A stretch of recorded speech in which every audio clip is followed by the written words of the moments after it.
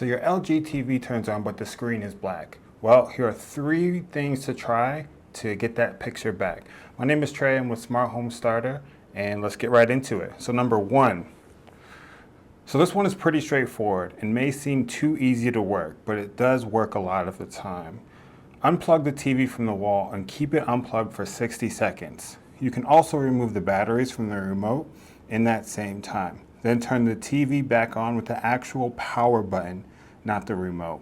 If that doesn't work, you can also try leaving it unplugged for a longer duration of time to see if that helps. Or you can try moving it to a new outlet. So what this does is it pushes any excess electricity out of the devices, and if the issue is a temporary glitch, this should solve it.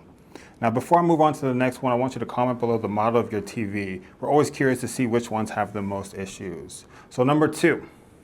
Check the cables. We want to make sure the power cable is securely plugged into the back of the TV. If you're using any external devices such as the Amazon Fire Stick, remove them and plug them back in. You can also try moving the HDMI cables to another HDMI slot. Also, be sure that your cables are in a clean and operable state. So number 3, pretty easy.